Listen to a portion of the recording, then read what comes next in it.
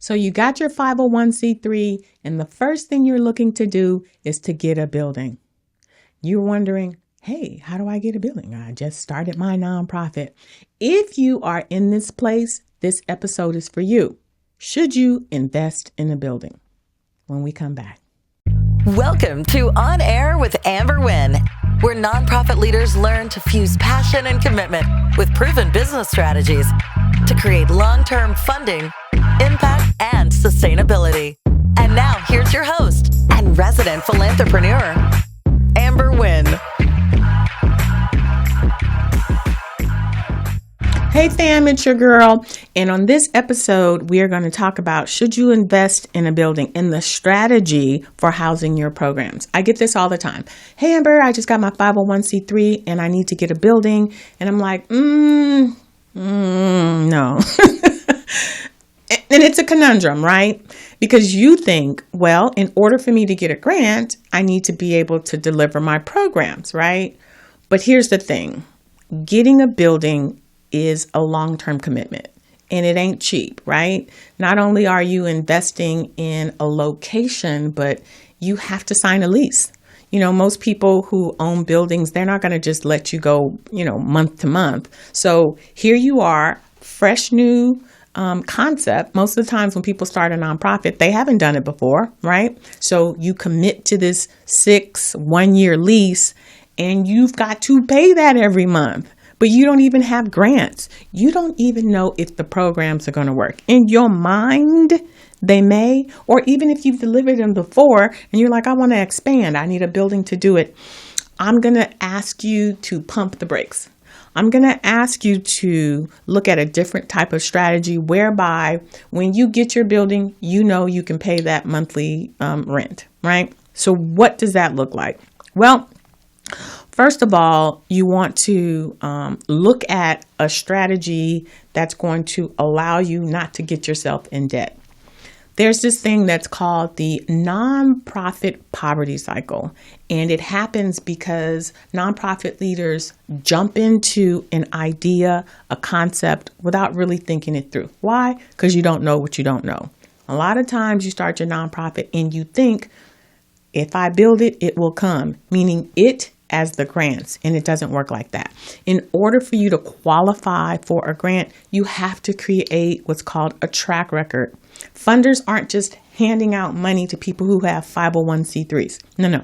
They're handing out money to organizations who can prove that they have a successful track record. So the first thing you want to do before you invest in a building is to create a track record of success, right? You don't want to jump into getting a building and being committed to a year or 6 months without even knowing that your organization will be successful. In your mind, or, because you did a workshop or two, you think it's going to be successful. You want to know for sure. So what that looks like is committing to another structure for 6 months, getting your track record, right? Then securing some grants, right? And then thinking about when you should get a building. When we come back, I'm going to actually give you the strategy for how to house your programs when we come back. A nonprofit is a business governed by agencies on the local, state, and federal levels, authorized to revoke a nonprofit's tax-exempt status for non-compliance. Don't put your funding in jeopardy. Get the nonprofit compliance checklist to make sure you don't forget to file required forms to the agencies that can derail your operations for months. Compliance is 50% of a nonprofit's funding strategy. Getting the grant is half the work, but keeping it and getting it renewed is the other half. Don't spend hours writing grants only to have them rejected because your tax-exempt status has been revoked. Keep your organization active and in good standing. Order your copy today. Welcome back. You're on air with Amber Wynn, and today we're talking about should you invest in a building in order to deliver your programs. Logically, you would think that the answer is yes. Hey, I got my 501c3 and now I need a building so that I can deliver my programs. What you don't want to do is saddle your organization with all that debt, right? Especially if you don't have a board that's fundraising, especially if you don't have consistent revenue coming in. All getting a building is going to do is sink you deeper and deeper into debt. So 2 things I want to point out. If you have a 501c3, then you are a public charity. And as a public charity, the public should be able to access your programs.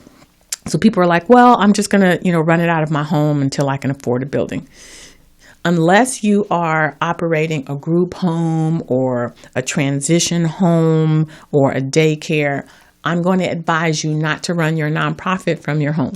If you have a home in the front and maybe like a little casita in the back or, something like that, that might be acceptable. But if a funder comes by and they do a site visit, and again, you're not a group home or a transition home or daycare, they may frown upon that. So what should I do, Amber? You're telling me not to invest in this building. You're telling me not to work from my home. What you want to do is to go where your clients are, right? So if you want to do a coding program, then you want to go partner at a school. So a school district or a community-based organization that's already doing some type of STEM program. So you would go to the nonprofit and say, hey, we'd like to partner with you for 6 months or a year. You get to test your program without committing to a 6-month lease, right? So the other beautiful thing of going to where the people already are is that it's going to be easier to do the recruitment. If you're trying to do an after-school program, then wouldn't it be great to be at the school? So they leave the school and just go into a room, right?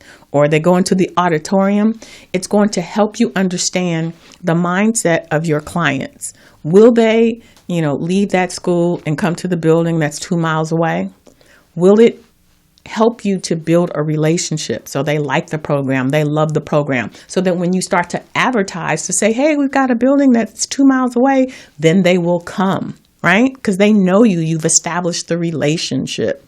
So the first thing you want to do is to try and deliver your programs at the place where your clients already are going to be.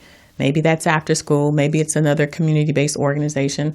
For example, maybe you want to partner with the Boys and Girls Club. Maybe you want to partner with YMCA. Maybe it's an established organization that already has a building, so you don't have to incur any costs. When you have a building, you have to have things, especially when you're working with youth, but any other population, you have to have insurance, right? So these are expenses that you won't have to incur immediately. Partner with another organization. If that's something that you've already done, now you have a track record, don't go run into a building right away. Maybe you have another nonprofit organization who has a room that you can sublease, right?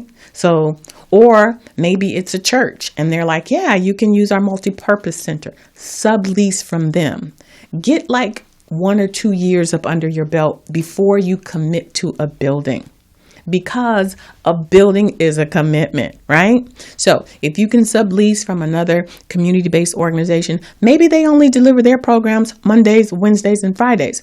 You can just slide in and say, okay, so for Tuesdays, Thursdays, and Sundays, I'll sublease it. And it's a perfect match because now they get to get full use of their facility. They get some revenue in. You're not committed to a whole building, right? Because you only deliver your programs on Tuesdays, Thursdays, and Sundays, right? So it ends up being a win-win. First thing, go to where your clients are. Second thing, consider subleasing. Renting is going to be your last option.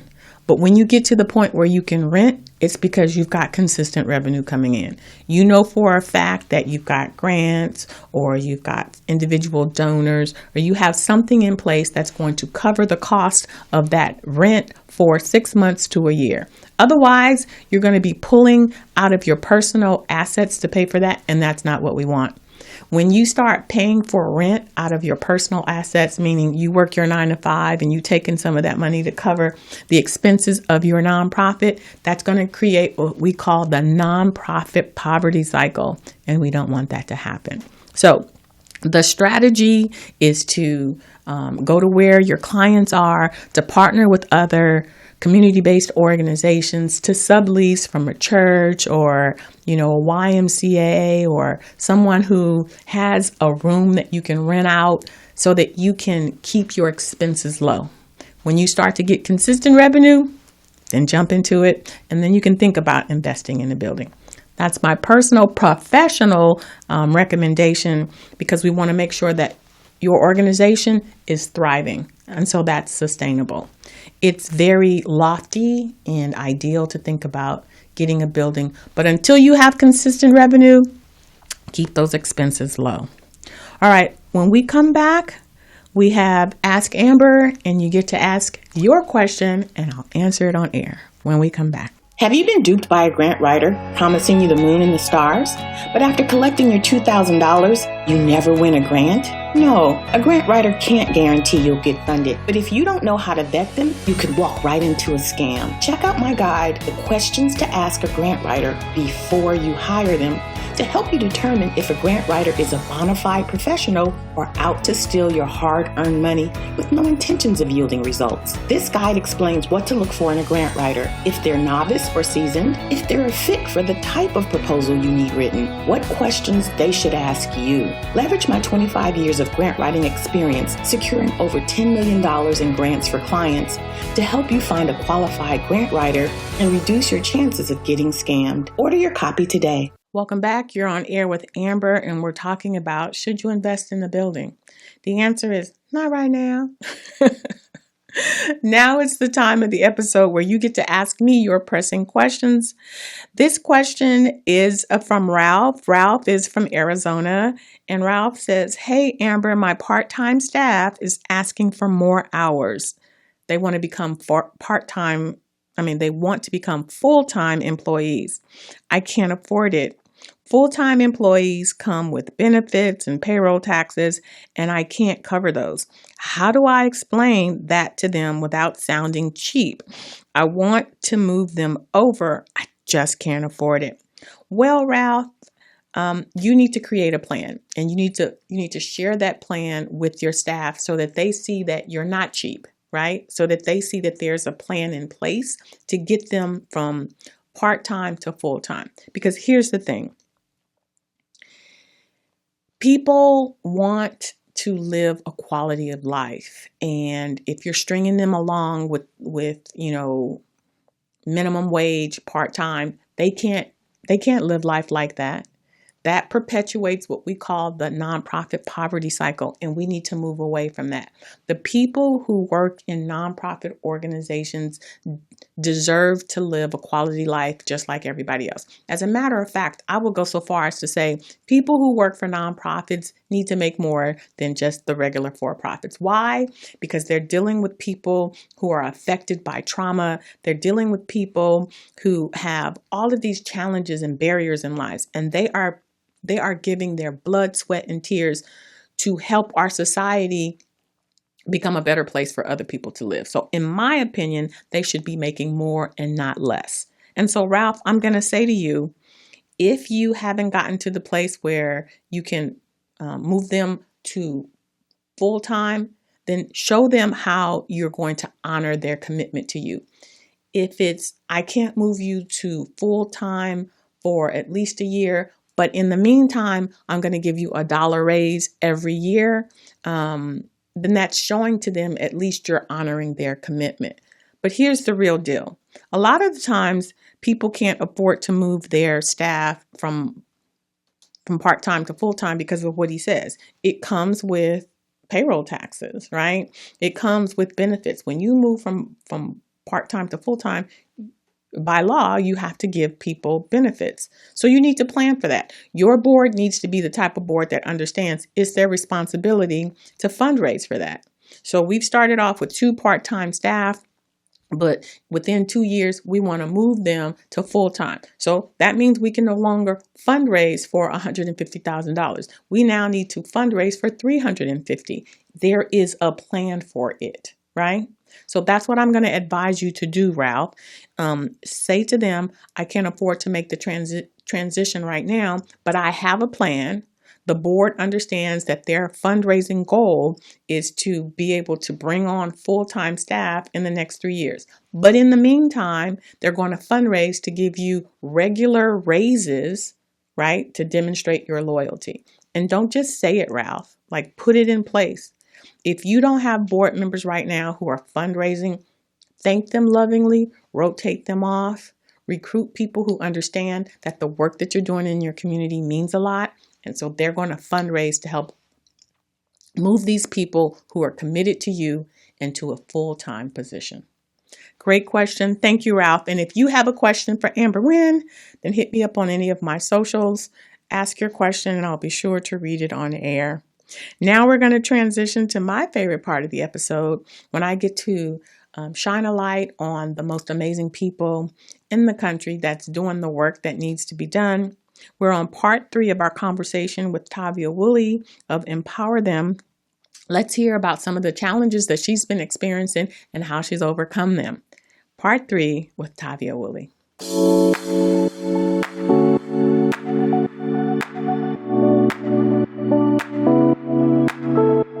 So our challenge is really educating community, stakeholders, funders, and everybody that got ears, the importance of systems change work, because it's much more trending or much more visible to be like, we gave away 500 backpacks, we fed this many people, and those are all amazing things.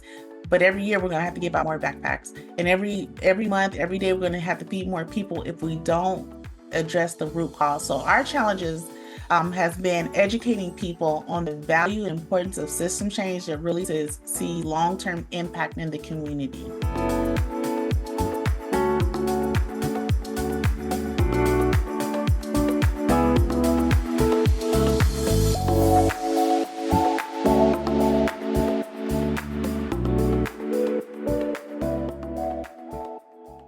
And we're back. That was our conversation, part 3 with Tavia, talking about, how she's built out Empower Them. If you want to hear the full episode, you can go check it out on my YouTube channel. If not, we're going to hear the last part in our next episode, part 4. Today, we've been talking about, should you invest in a building? It's natural for you when you start your nonprofit to want to have this beautiful place where you can deliver your programs. But don't jump too quickly, right? Create a strategy whereby you can, meet your clients where they are and then evolve until you can generate consistent outside revenue and then maybe secure yourself a building. If you found this information helpful, be sure to subscribe, like, and share the content with someone in our community who could use it. I'm here to support the most amazing people on the planet, so it's important that we get this information out to our community. I hope to see you again next week, but until then, take care of yourself like you take care of your community. Thanks for listening. If you enjoyed this episode, subscribe and leave a review on iTunes. Head over to www.amberwynn.net/podcast for the links and resources mentioned in today's podcast. See you next time.